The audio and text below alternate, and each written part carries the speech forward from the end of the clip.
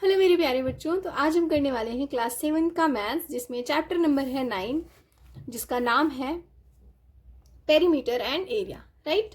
तो इस एक्सरसाइज को करने से पहले मैं आपको पहले समझा देती हूँ पेरीमीटर एंड एरिया होता क्या है एंड इसके फॉर्मूला क्या होते हैं, जिससे आपको आसानी हो जो क्वेश्चंस आएंगे उसको समझने में।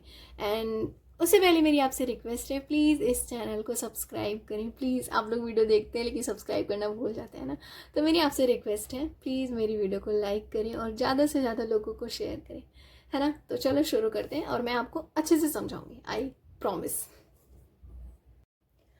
सबसे पहले पेरीमीटर। पेरीमीटर क्या होता है? ये टोटल लेंथ होती है या फिर कह सकते हैं टोटल डिस्टेंस होती है, जिसके अंडर में कोई क्लोज्ड शेप होता है, जो क्लोज्ड शेप की बाउंड्री होती है। मैं आपको अगर अपनी भाषा में समझाऊं तो अगर आपको ये जैसे ही डायग्राम गिवन है, इसको आपको नापना है, तो आप एक रस्सी लो और इसको यहाँ से यहाँ, फिर यहाँ से यहाँ, फिर यहाँ से यहाँ, तो उसको पेरीमीटर बोलेंगे कि इसको पूरा नापने में कितनी रस्सी लगी आपको, वो टोटल लेंथ है ना। जैसे मैंने लिखा P perimeter equals to a plus B plus C plus D, तो ये है हिंदी में मैंने जैसे आपको समझाया, एक रस्सी को यहाँ से यहाँ यहाँ जाने में कितना ट्रैवल करता, कितनी लेंथ लग रही है ना, उस एरिया को नापने में, वो है पेरीमीटर। इसी तरीके से जैसे स्क्वायर का पेरीमीटर क्या होता है, एज फॉर स्क्वायर, तो 4 इंटू ए जो है वो साइड होता है, 4 इंटू साइड 4a, क्योंकि 4 साइड होती है ना स्क्वायर में, तो इसलिए 4a।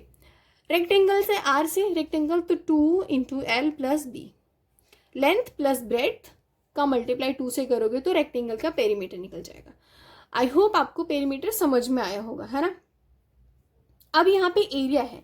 एरिया क्या होता है? Total amount of surface enclosed bye a closed figure.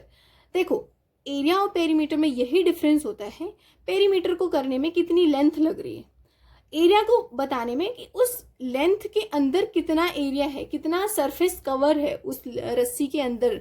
मान लो आपने यहाँ से यहाँ किया, तो उसके अंदर जो एरिया है ना, इनक्लोज्ड है, जो सरफेस है वो कितना है। जैसे यहाँ पे ट्रायंगल बनाया, तो ये जो है ना, ये एरिया है, ये जो मैं इसको कलर कर रही हूँ ना, ये एरिया है, और ये जो लाइन है ना बाउंड्री, वो पेरीमीटर है। आई होप अब आपको इसको बहुत ही अच्छे से समझ में आया होगा, दोनों में डिफरेंस।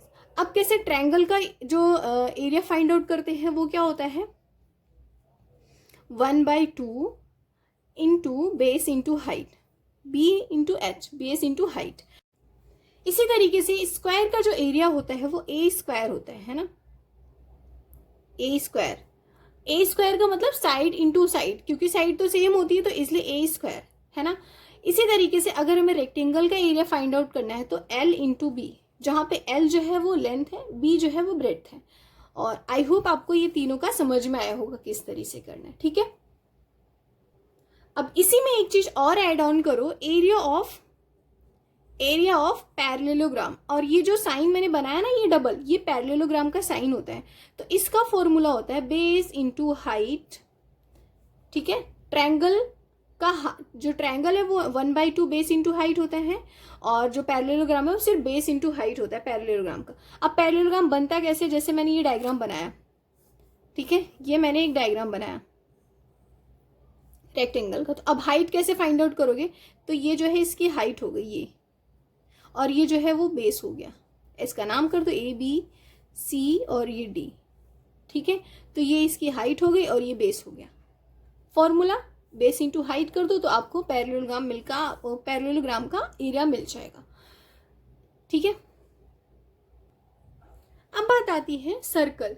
सर्कल क्या होता है? ये क्लोज्ड कर्व होता है, लेकिन ये पॉलीगन नहीं होता, ठीक है। तो पॉलीगन क्या होता है? जो लाइन सेगमेंट से बना होता है वो पॉलीगन होता है। एंड कर्व क्या होता है? विदाउट लिफ्टिंग पेन अगर आप कोई डायग्राम बना रहे हो, वो कर्व होता है। अब क्लोज्ड कर्व जो दोनों के एंड पॉइंट मिले हो, जैसे मैंने ये सर्कल बना दिया तो ये क्लोज्ड कर्व हो गया। अगर मैंने ऐसे कुछ बना दिया होता तो वो ओपन कर्व हो जाता, ठीक है। तो सर्कल में बस इतना जानना है कि सिंपल क्लोज्ड कर्व होता है, विच इज नॉट पॉलीगन, वो पॉलीगन नहीं होता, लेकिन पॉलीगन लाइन सेगमेंट से बनता है। अब इसमें जो ये बीच होता है ना, बीच का, अब आप इसको उससे बनाओगे, प्रोटेक्टर से बनाओगे, तो सेंटर के बिहाफ पे ही सर्कल बनेगा, तो ये सेंटर हो गया इसका, ठीक है।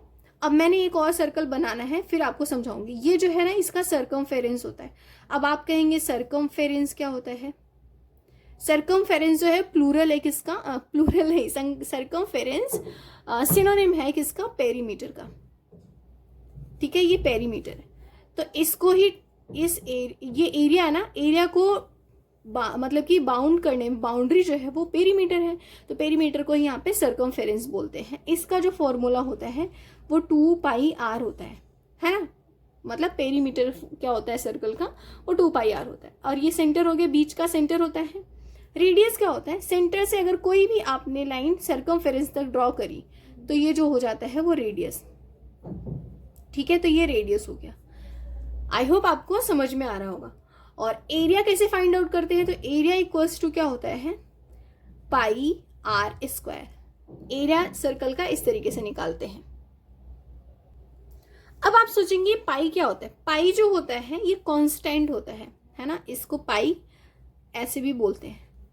इसकी डेफिनेशन जो है वो कांस्टेंट होता है, जो डिफाइन करता है रेशियो जो सर्कल्स के सर्कमफेरेंस से और उसके डायमीटर। अब डायमीटर क्या होता है, जो सर्कल के सेंटर से पास होता है। जैसे कि मुझे डायमीटर बनाना है तो एक रेडियस ये हो गया और एक रेडियस ये हो गया, तो ये सेंटर से पास हो रहा है, तो ये ऐसे भी ड्रॉ कर सकते हैं, ऐसे भी।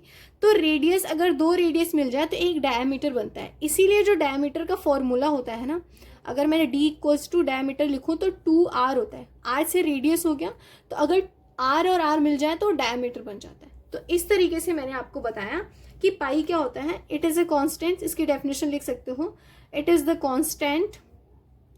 Constant which is defined as